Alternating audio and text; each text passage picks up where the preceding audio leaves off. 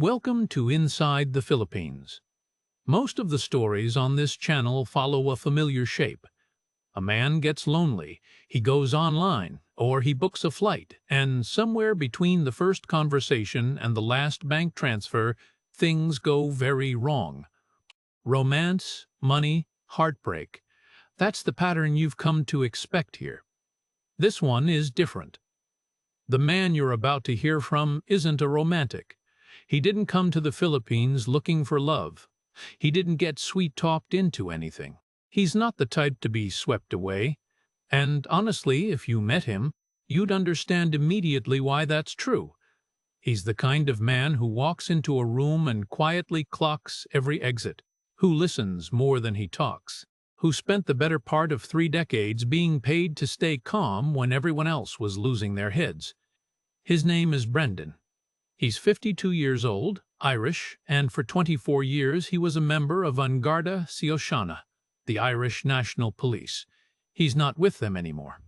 He retired to the Philippines looking for something different, a fresh chapter, some peace and quiet and warm weather and the freedom that comes when you finally stopped owing anyone anything.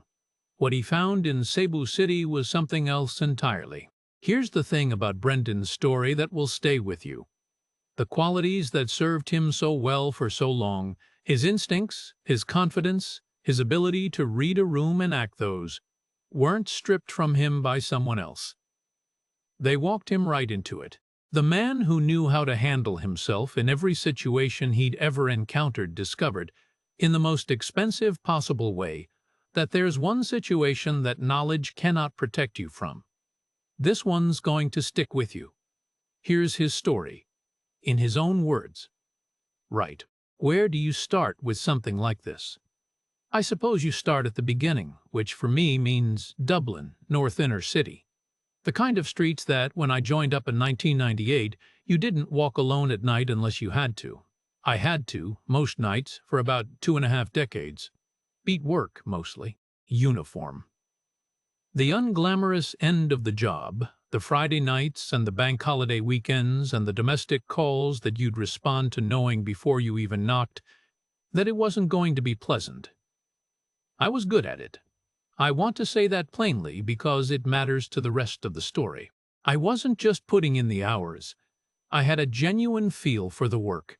You develop a thing, after enough years of it, where you can walk into a charged situation and know within about 30 seconds how it's going to go, who the dangerous person is, whether it's going to stay verbal or go physical, what tone of voice is going to bring the temperature down and what's going to make it worse.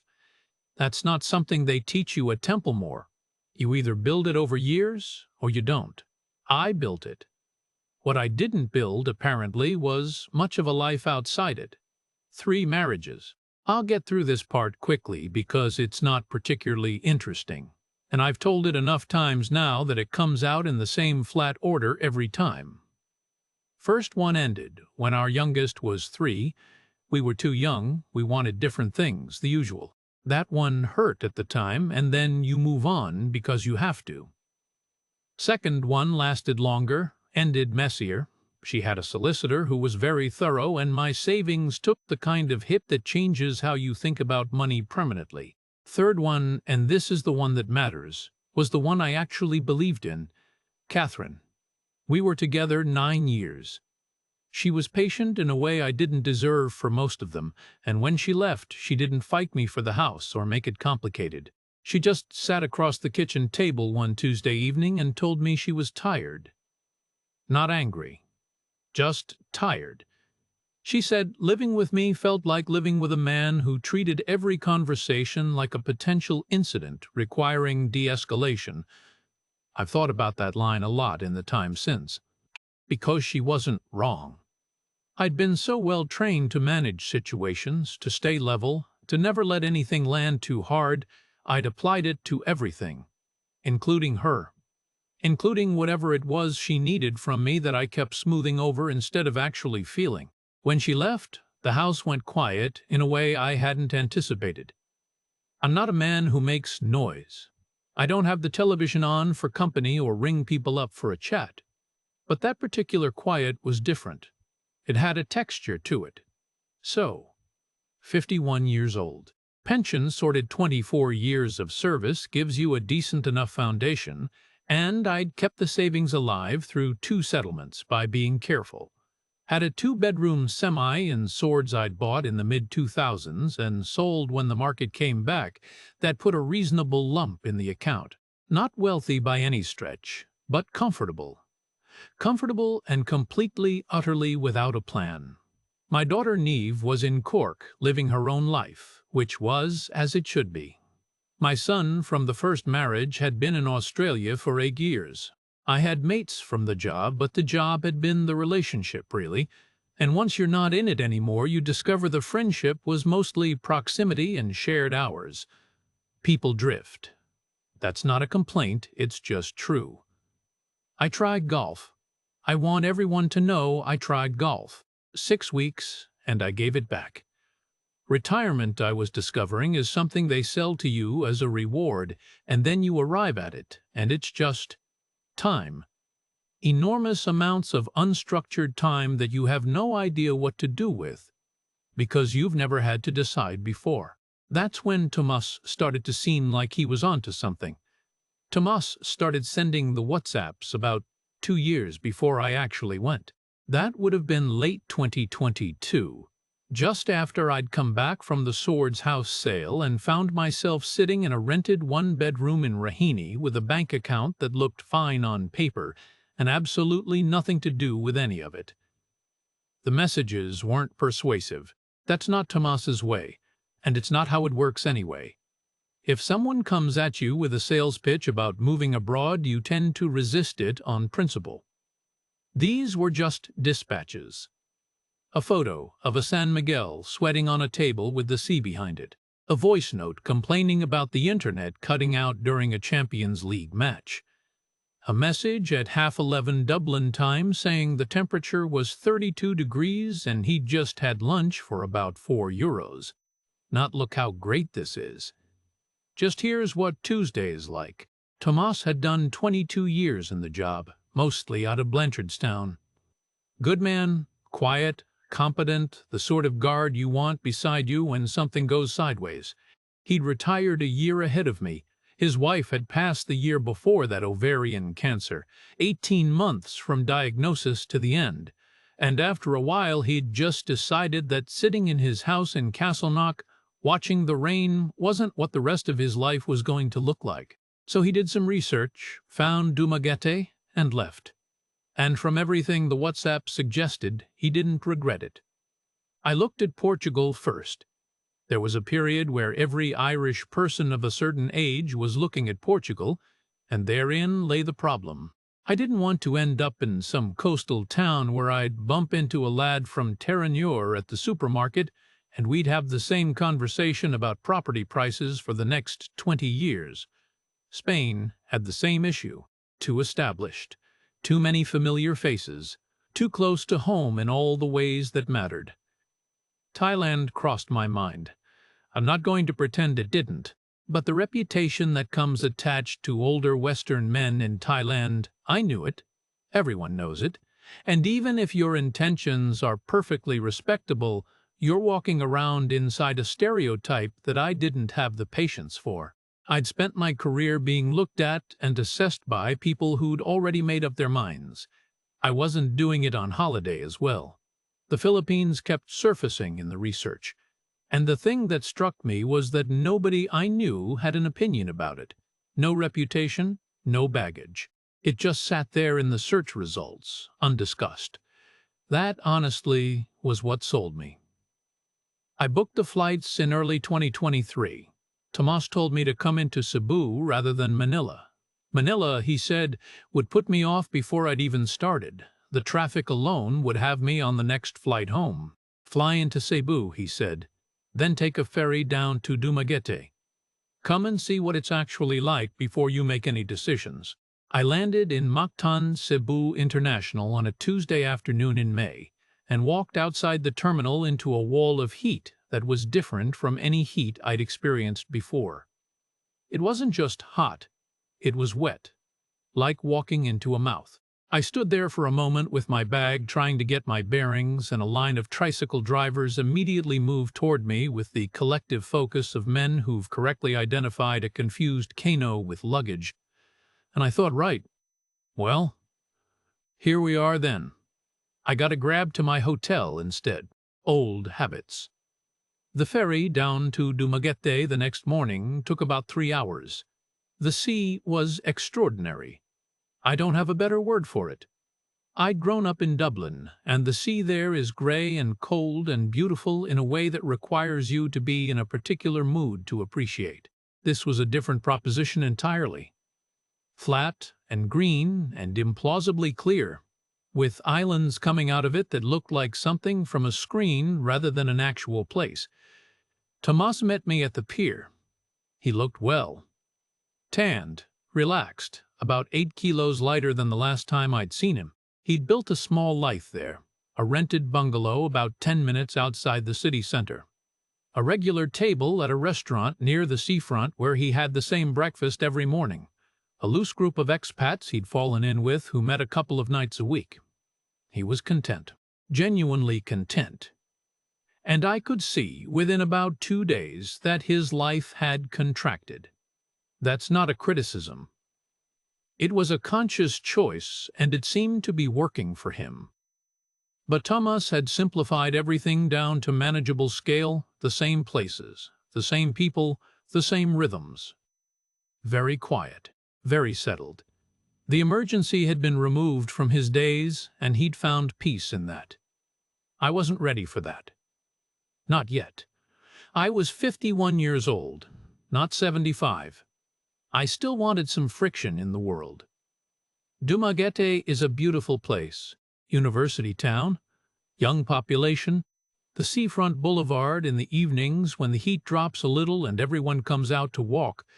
It's genuinely lovely. But after a week I could feel myself getting restless in a way that felt embarrassing given that I'd flown 11 hours to get there. Tomas drove me back to Cebu City for my last few nights before the flight home. And Cebu was different. It was loud and chaotic, and the traffic was genuinely unhinged. Jeepneys and motorbikes and tricycles all operating according to a logic that I couldn't immediately identify, but which seemed, on close inspection, to function. The air smelled of exhaust and something frying, and occasionally, if the wind came the right way, the sea. The mall near my hotel was the size of a small town. 6 floors of air conditioning and Jollibee, and people who dressed considerably better than the street suggested they should be able to afford. I walked around a lot those 3 days. That's what I do when I'm trying to process something, walk and observe. What I noticed was that I was obviously inescapably foreign. The Kano thing is real and you feel it immediately. Not hostility, nothing like that. Just an assumption. An economic assumption. That you have money, that the local rate doesn't apply to you, that you exist in a different bracket. I'd been told about this, and I wasn't bothered by it. I'd spent 2.5 decades reading rooms and reading people and calibrating my approach to what the situation required. This was just another version of that, I told myself. I told myself I could navigate it. I was good at navigating things. Looking back now, that confidence was both completely reasonable and exactly the problem. On my last night in Cebu, sitting in my hotel room with the ceiling fan turning and the noise of the city coming through the window, karaoke from somewhere, always karaoke, it never really stops. I looked at flights for the following November. I didn't book anything 21, just looked. But I looked. I want to be clear about something before I tell you this part, because people always assume it went the way these things usually go on channels like this one.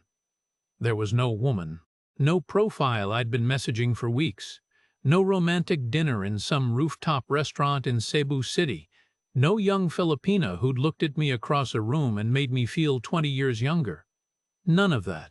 I know that's what you're expecting, because it's what I'd have expected too. And I want you to understand that the absence of it is exactly why I didn't see what was happening. The warnings I'd absorbed, the videos I'd half-watched on YouTube, The things Tomas had mentioned about being careful, all of that was coded for a different kind of story. I was watching for the wrong thing entirely. It started in a sports bar.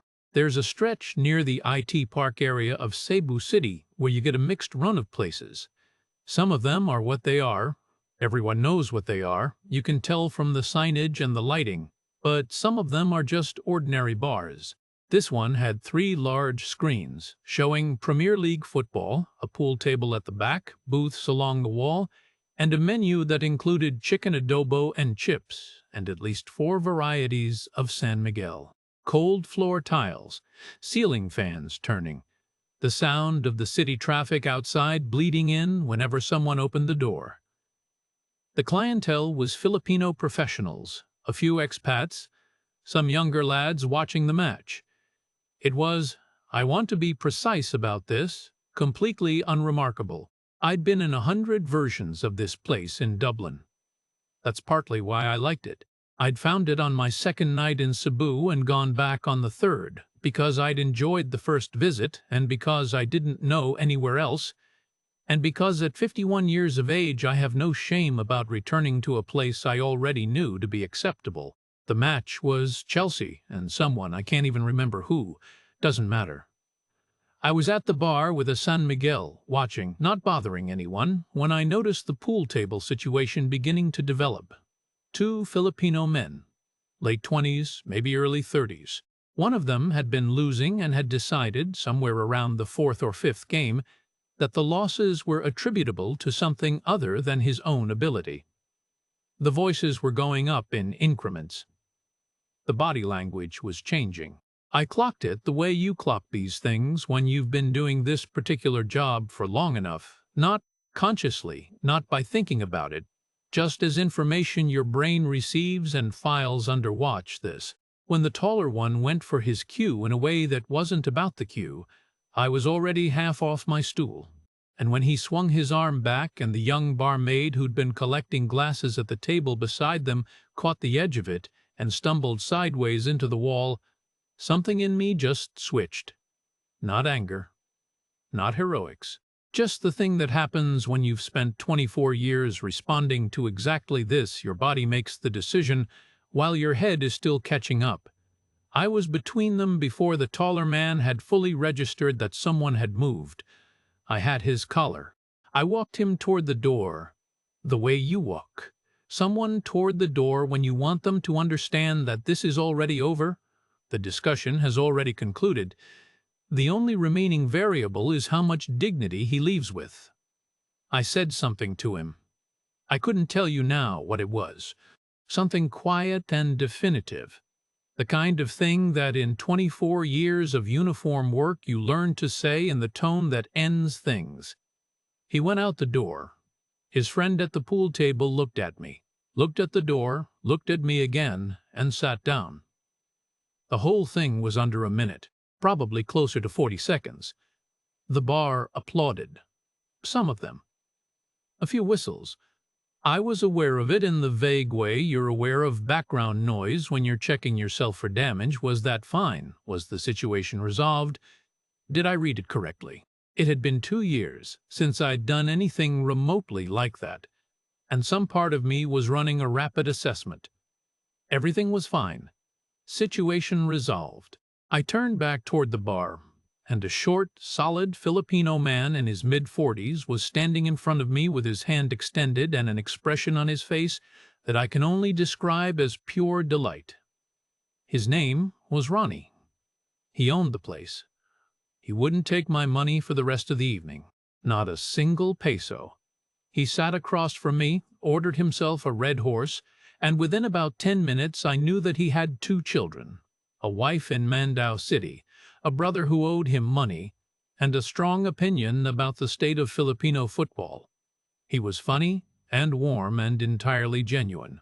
He wasn't running a scheme. I want to say that again because it's important. Ronnie was not sitting there doing calculations. He was a small business owner who just watched a foreigner walk into an incident his own staff couldn't handle and resolve it quietly and efficiently. And he was grateful in the uncomplicated way that people are grateful when someone does something useful. After about an hour, maybe an hour and a half, he asked me what I did back home. Retired Garda, I told him. 24 years, mostly Dublin. He sat back, and I watched his face do something not scheming, nothing as deliberate as that, just the very natural human process of receiving a piece of information and rearranging what you already know in light of it. The mental furniture shifting. 24 years, he said. Serious man. I laughed. Something like that, I said. Looking back at that moment now, I can see exactly where the logic began. Not in Ronnie's intentions, not in mine. Just in the simple, human, entirely natural dynamic of a man with a skill being seen by a man who could use it. Neither of us walked out of that bar with a plan. But the pieces were on the table. He introduced me to two regulars before I left. A semi-retired Australian named Gary who ran some sort of expat social group, and a Filipino man named Jovan who owned the bar 2 doors down. By the time I got back to my hotel, it was past midnight and I'd been bought 3 drinks by people I hadn't known 4 hours earlier. And for the first time since the house and swords and the retirement and the quiet flat in Raheny and the golf clubs I'd given back, I felt like myself. That feeling, that specific feeling. That's the thing I should have been most cautious about, and instead it's exactly what I went back for. I flew back to Dublin with a return booking already sitting in my phone. I hadn't decided anything. I told myself that.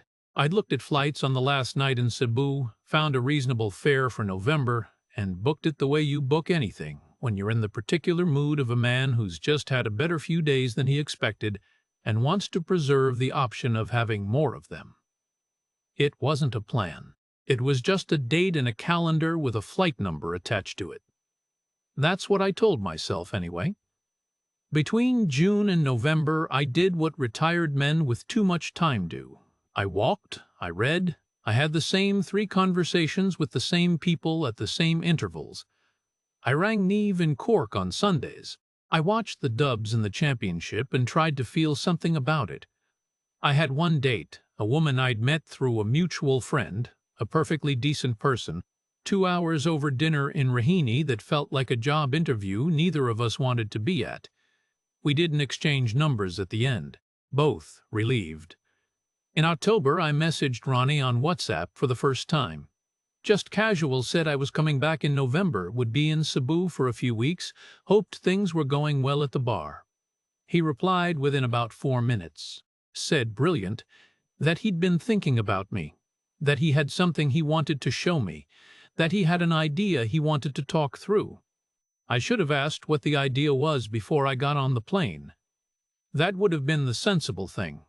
I didn't ask. I was already going regardless. The second visit was 6 weeks. I flew into Cebu, got a serviced apartment near the Ayala Center, $28,000 a month, roughly $450, which, for a clean 1-bedroom with air conditioning and a decent Wi-Fi connection, was not unreasonable by any standard I could apply. I settled in, went back to the bar on my second evening. Ronnie bought me a San Miguel and walked me down 2 streets to show me an empty commercial unit near the university. He'd been thinking about a second venue, a sports bar aimed at the university crowd and the younger expat demographic, more casual than the IT park place, cheaper drinks, more screens, a bit of energy. He had the location, he had some capital. What he needed, he said, was someone who understood how to make a venue safe. Someone who knew how to design a space so that problems didn't escalate. Someone who could train his staff in the things that most Filipino bar workers had never been formally trained in. Because who trains bar staff in de-escalation in Cebu? Nobody. That's just not a thing. He wasn't offering me a job. I want to be clear about that because I want you to understand how easily I rationalized everything that followed. It was a conversation. He was talking through an idea with someone whose opinion he valued. There were no numbers discussed, no contract proposed. I was just a retired guard on a long holiday who happened to have relevant experience and a genuine interest in the problem. We sat in the empty unit for about an hour. I sketched a rough layout on a piece of paper where the bar should be relative to the entrance, sight lines to the back, where you'd want door staff positioned to have maximum visibility without creating a bottleneck. I talked through the three situations that account for about 80% of bar incidents and what staff needed to know about reading each one. Ronnie listened with the focused attention of a man who was taking mental notes. I felt useful. There it is again. That feeling. The CCTV issue came up about 10 days into the visit. Ronnie was looking at a local supplier for the new venue basic cameras, low resolution, the kind of system that technically constitutes CCTV while being nearly useless for anything you'd actually need CCTV for. I'd spent years reviewing incident footage in the Garda and knew immediately that what he was looking at wouldn't capture a face at the distances he'd need. I found a better supplier online. The difference in cost was quite 85,000, about pine 1,000, 3060 for the upgraded system versus what he'd been quoted. And I paid it. I paid it because I knew security systems, because the better equipment was obviously the right choice, and because I told myself, and this is the phrase that should set off every alarm you have when you find yourself thinking it, I told myself I'd get it back. Ronnie typed up a letter on his bars-headed paper. Both of us signed it. It specified a profit share arrangement on the new venue once it was operational, from which my investment would be recouped.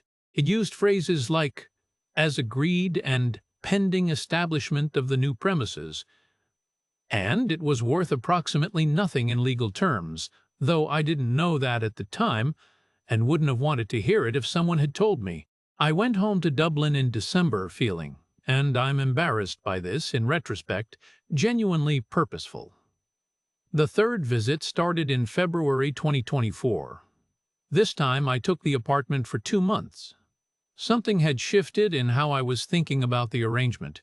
Back in Dublin, I'd been calling it the consultancy work when I mentioned it to anyone, which wasn't often. To Neve, I'd said I was doing some security advisory work for a bar owner in Cebu, which was true, and she'd said that sounded interesting, which was the extent of that conversation. By February, the new venue fit-out was underway. Ronnie had a team in, doing the electrics and the bar installation and the general construction work. I walked through it most days, which I told myself was just because I was interested, and because I had thoughts about the lighting and the positioning of the cameras and the width of the corridor between the bar and the toilets, which I did have thoughts about, because I genuinely knew about these things. I contributed to 20,000 to the fit-out, around 3,500. Ronnie needed to close a gap between what he had and what the contractors were quoting, and I had the money, and it was a reasonable investment in a project I was already involved in, and again I told myself I'd get it back. A second letter, more detailed this time. Both of us signed it again at a table in the original bar over plates of pork adobo and rice, the ceiling fan turning above us, and the noise of a jeepney grinding past outside. Ronnie was warm and grateful and entirely sincere about his intentions. I believe that. I believed it then, and I believe it now. Looking back, I can see the warning signs I was choosing not to wait properly. Ronnie mentioned his family's land dispute in Cebu province a couple of times, some issue between his parents and a cousin over inherited property that had been grinding through the barangay process for 2 years. His brother had needed a hospital procedure, some cardiac thing, and the bill had put Ronnie under pressure for a few months. There was a cousin working in Saudi Arabia to whom Ronnie felt a balikbayan obligation boxes sent back. Money contributed at Christmas. Every time I raised the question of repayment timelines, he'd say the same thing in different words. Once the second bar is in profit, we'll sort everything properly. I heard it. I just filed it under Ronnie's problems, not mine. The truth was something simpler and harder to admit than that. By February 2024, I had a preferred seat in his bar and a table at a nearby carinderia where the owner had learned my lunch order. I had a place in the city where I was known and expected, and where what I knew and who I was actually mattered to the people around me. I wasn't just useful to Ronnie. I was embedded, and embedded felt after 2 years of the silence in Raheny and the Sunday phone calls and the golf clubs like something close to belonging. That's not Ronnie's fault.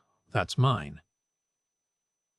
The bar opened on a Thursday night in March 2024. Ronnie had wanted a Friday, but the signage wasn't ready, and he was superstitious about opening without it, which I'd learned by then was a fairly standard Filipino approach to business decisions. A mixture of practical calculation and the kind of faith-adjacent instinct that comes from growing up in a country where 90% of people go to Mass and believe genuinely that God has opinions about their timing. So, Thursday it was. And I was there from 6 o'clock helping the door staff with their positioning, and trying not to stand in the way of the caterers who were carrying trays of lumpia and pancit through the back corridor. The place looked good, I'll give it that. The lighting was right warm enough to feel social, bright enough near the bar that you could see faces, which matters more than people think when you're trying to manage a room. The screens were positioned where I'd suggested, 4 of them, angled so there wasn't a bad seat in the house. The cameras I'd paid for covered every significant blind spot. The corridor to the toilets was wide enough that 2 people could pass without the kind of forced physical contact that starts things. I stood at the edge of the room that first night and watched it fill up and felt something that I'm going to be honest with you about. It felt like mine, not in any ownership sense, not legally, not formally, but in the way that a thing you've put work into starts to feel like a reflection of your judgment. I'd shaped the space. I could see my decisions in it. That's a feeling I recognized from the job, the satisfaction of a thing done correctly. The first few weeks were good. Student crowd, mostly Filipino. Some expats, a few regulars from Ronnie's IT Park place who'd followed him across. The bar was loud on Friday and Saturday nights in the particular way that Cebu bars are loud, which is to say completely music competing with conversation, competing with the television commentary, competing with someone's phone playing a different song entirely. The smell of San Miguel and fried food, and the faint undercurrent of air conditioning working at its limit against the March heat outside. I was there 3 nights a week, Wednesday, Friday, Saturday. Walking the floor, watching the room the way you watch a room when you've been trained to watch rooms, making eye contact with the door staff when something needed attention, stepping in a couple of times when the attention needed to be more direct, not as a bouncer. I told myself this repeatedly, and I want you to notice that I told myself this repeatedly, because that's the kind of detail that's significant in retrospect. A bouncer is a specific legal designation. A bouncer has a role. I was just a man who happened to be present and happened to know how to handle situations. That's what I told myself. That's the precise distinction I drew in my own head. And it is, I now understand, a distinction that means absolutely nothing to the Bureau of Immigration.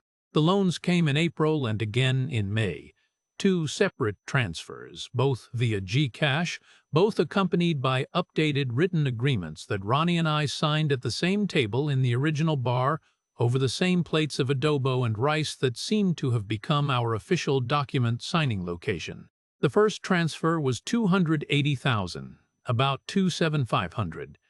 Ronnie's bar revenue in the first 6 weeks had been reasonable, but the operating costs had been higher than projected.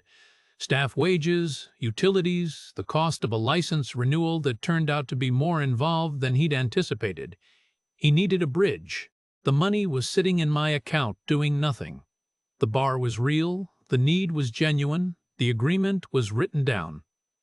I sent it. The second transfer, 3 weeks later, was $210,000, roughly $577,000.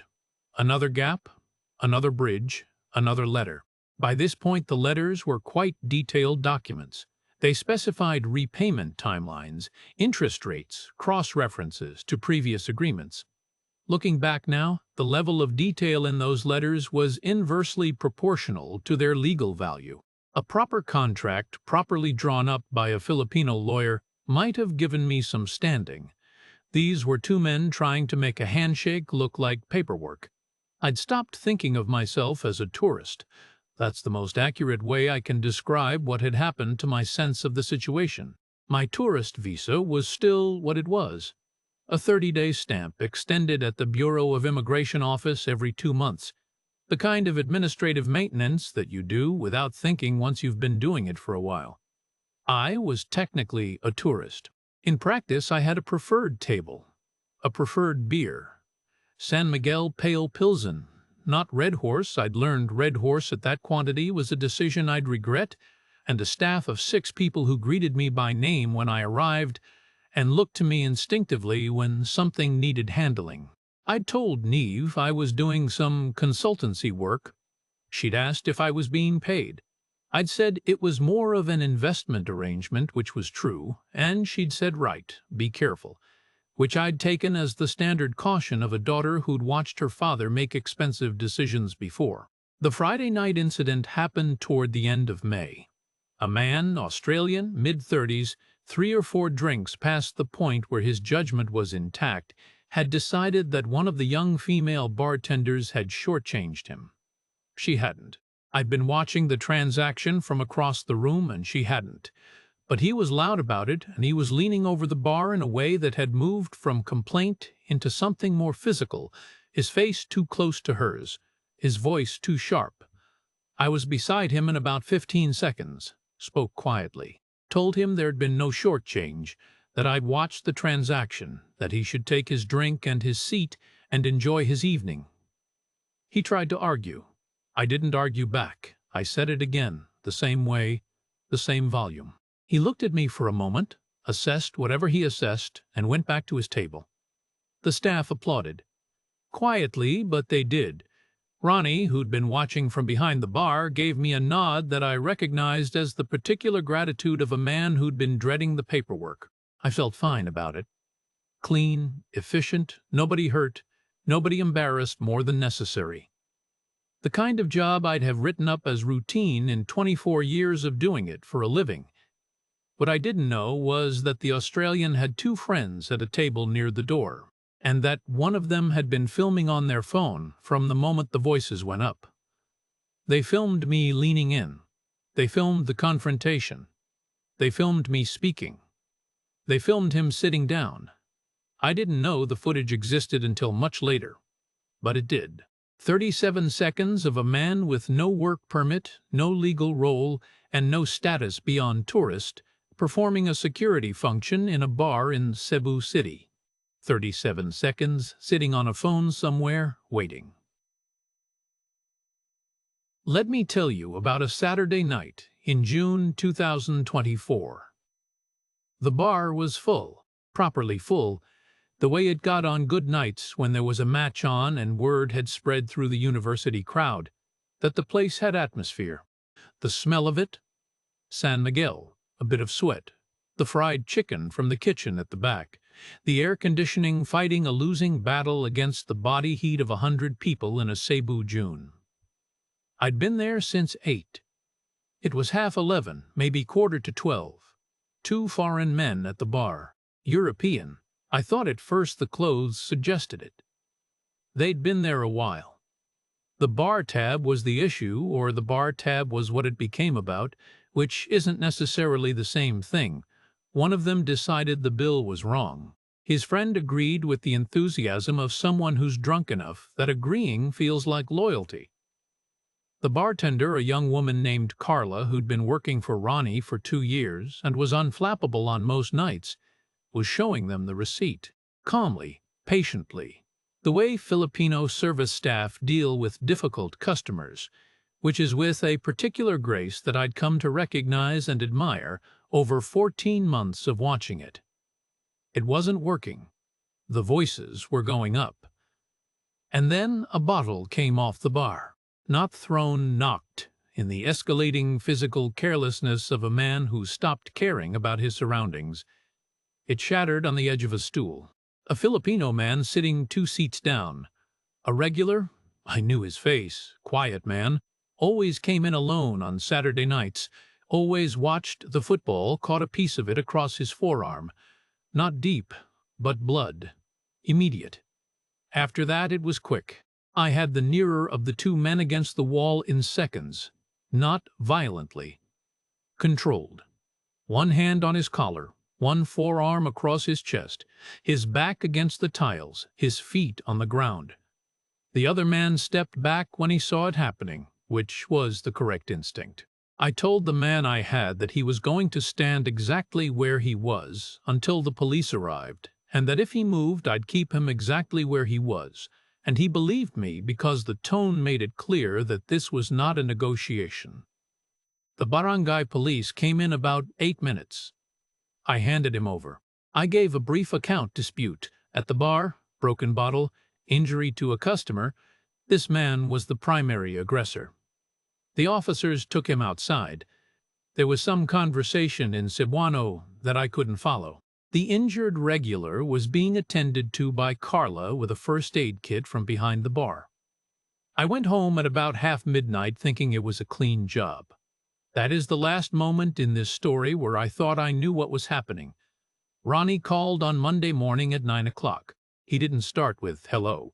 He started with my name, and the way he said it told me immediately that something was wrong. The man I'd restrained was the nephew of a barangay official. Not a senior official in national terms, but a barangay captain is a significant local figure. The kind of person whose displeasure has consequences in ways that don't always travel through official channels. The nephew had spent Sunday at his uncle's house. By Sunday evening, a complaint had been filed. By Monday morning, it had a case number. Illegal detention, physical assault. The named respondent was not Ronnie, whose bar it was, not the venue.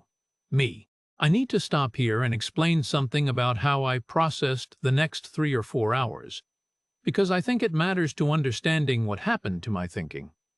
My first instinct, my immediate, professional, 24-year instinct, was that this was manageable. I'd dealt with complaints before.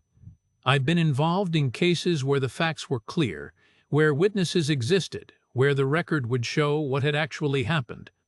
I thought, the man had a broken bottle. There was an injured party. There were 20 witnesses. This will be fine. My second instinct, arriving about 30 seconds after the first, was considerably less comfortable. Because I was not in Dublin, I was not in a jurisdiction where my history and my training and my professional standing meant anything at all. I was a tourist. I found a lawyer through Gary, the Australian, who ran the Expat group. He came recommended, and I was at his office by 2 o'clock that afternoon. He was a careful man, my lawyer.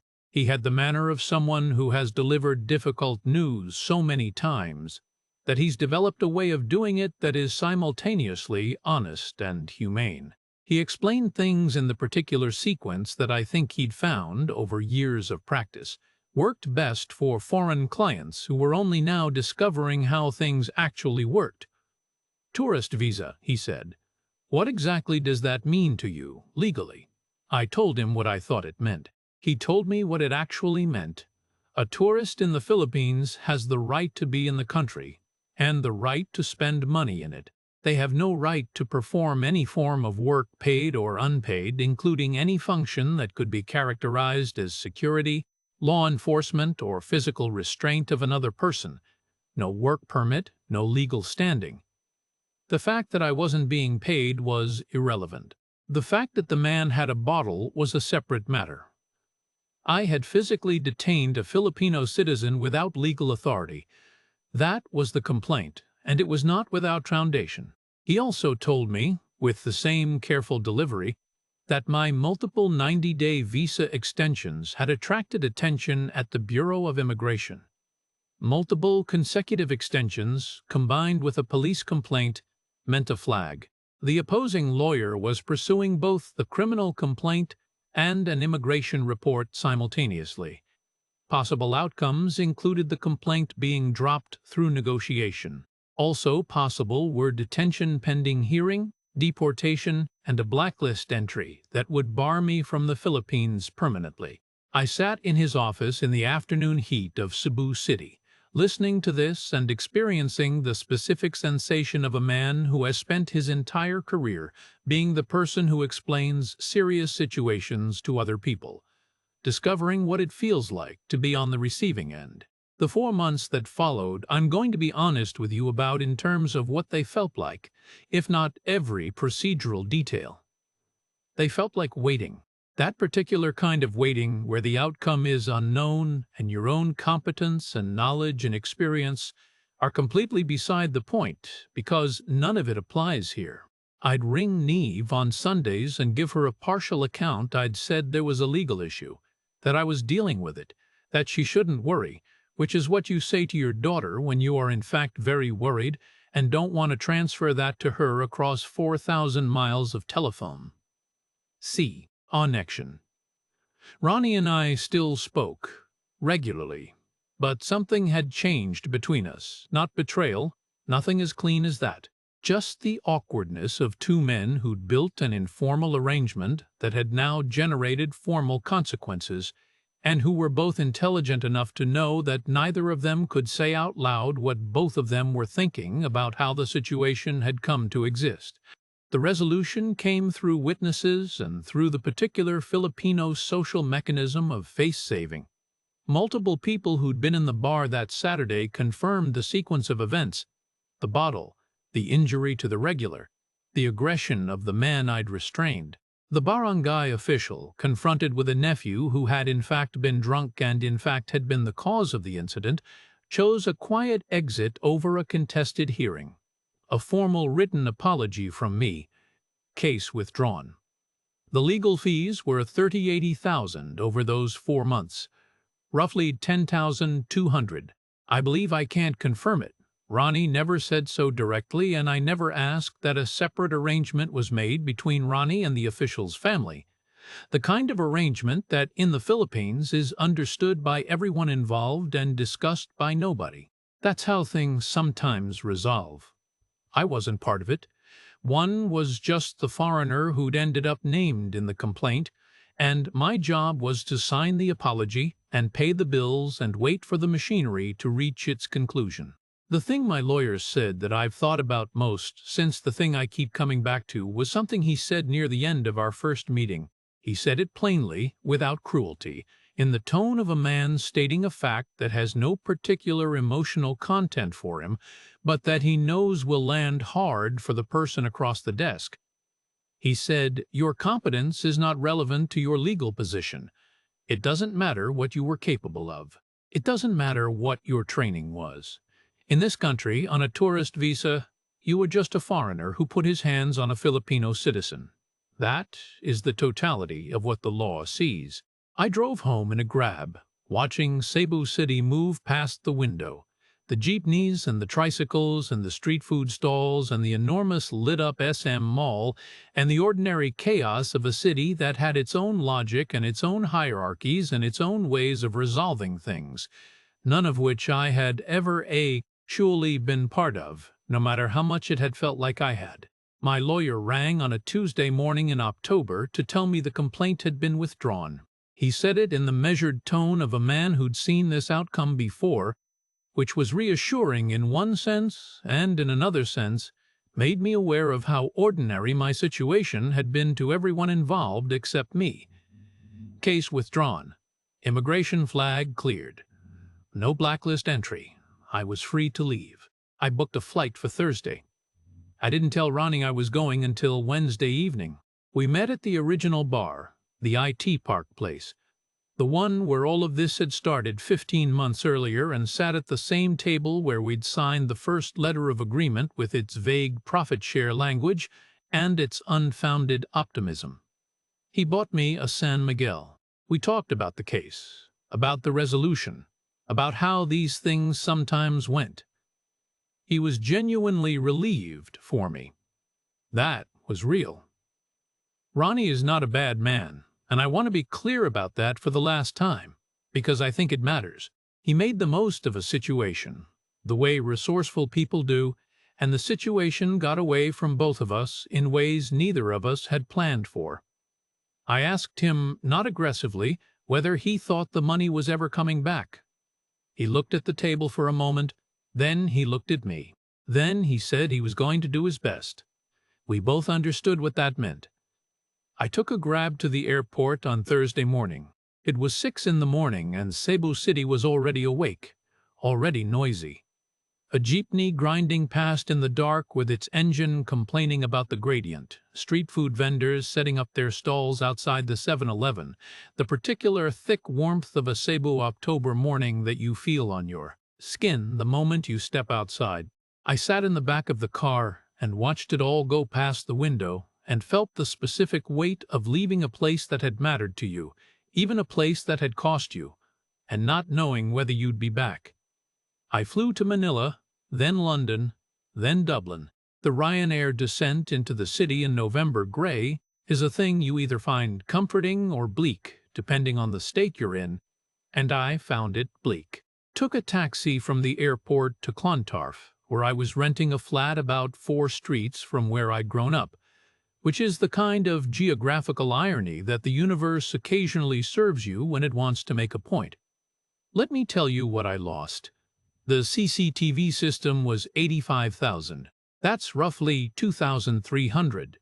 The fit-out contribution to the new venue was $2,000, about $2,900. The 2 operating capital loans were $49,000 between them, around $17,200. The legal fees over 4 months came to $30,000, which is approximately $10,200.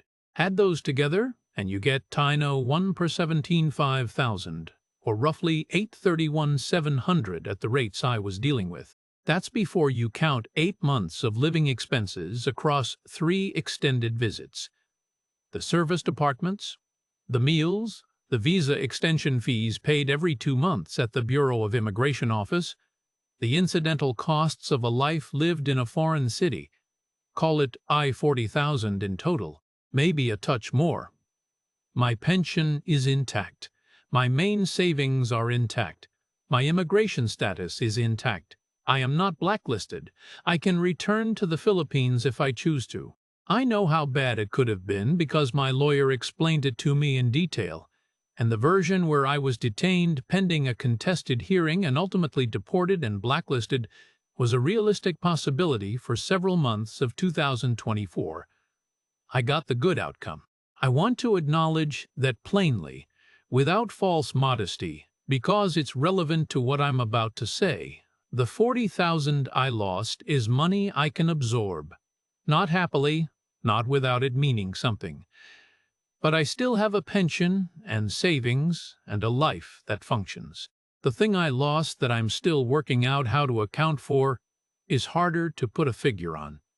I'd found something in Cebu that I hadn't had in the 2 years of retirement before it. A sense of being in the right place, doing something that made use of what I was. I'd taken that feeling and I'd built a life around it without ever stopping to ask the one question that would have changed everything. Am I actually allowed to be here, doing this, in this capacity, in this country? The answer was no. It had always been no. I just never asked. The thing is, I'm a careful man. I've been a careful man my whole career. I never made assumptions about what I was and wasn't permitted to do in the Garda. You learn early that assumption is how careers end. And then I came to the Philippines, and I made exactly that assumption. And I made it because the feeling of competence is intoxicating enough when you've been without it for 2 years, that it overrides the careful habits of a lifetime. That's the lesson. That's the only thing I can offer you that's worth anything. The Philippines doesn't care what you were. It cares what you are. And what you are, on a tourist visa, is a visitor. The moment you stop behaving like one, the moment you start making decisions, managing situations, putting your hands on people, conducting yourself as though your history and your training give you standing, you've handed someone else leverage over you that you cannot take back. Your competence doesn't protect you. In certain circumstances, your competence is precisely what exposes you. I spent 24 years walking into situations other people were running away from. Turns out that's a job description. Take the job away, and it's just a bloke making other people's problems his own. Tomas still sends the WhatsApps. The weather is 31 degrees. His breakfast spot on the Dumaguete seafront has changed its menu, but the coffee is still good. He says I should come back, that I'd do it differently now, that knowing what I know would make it manageable. He's probably right. I've looked at flights a few times, haven't booked one yet. That's Brendan's story, and it's one that doesn't fit neatly into the patterns you might expect from a channel about expats and the Philippines. Nobody deceived him. Nobody manipulated him into sending money across an ocean to a person he'd never met. There was no romance that turned out to be a transaction, no property built on land that could never be his, no Filipina family that consumed everything he had one emergency at a time. There was just a man with real skills, a genuine need to use them, and a country with its own legal framework that he never bothered to understand. Ronnie was doing what resourceful Filipino business people do, finding solutions, making use of what was available, creating arrangements that worked for the moment. It wasn't a con, it was discard. And Brendan, without quite realizing it, was the resource being arranged. If you're thinking of coming to the Philippines, and many of you watching this are either planning it or already there, here's what Brendan's story is really asking you to consider. Whatever skills you have, whatever expertise you've spent a career building, the instinct to apply them when you see a situation that needs them is going to feel natural. It's going to feel generous. It's going to earn you exactly the warmth and gratitude and belonging that Brendan found in Ronnie's bar. Because people genuinely appreciate competence, and Filipinos are among the most warm and welcoming people in the world to a foreigner who proves useful. And none of that changes what happens when something goes wrong and you have no legal standing to have been doing any of it. If you've had an experience like Brendan's, or if his story reminds you of something you've been through yourself, the comments are open, as they always are here. There are a lot of people watching this channel who are making plans, or mid-plan, or wondering whether the thing they're doing has thought through all of its angles. We're inside the Philippines. Subscribe if you haven't already. There are more stories coming. And as Brendan would tell you, they're cheaper to learn from someone else's mistakes than your own.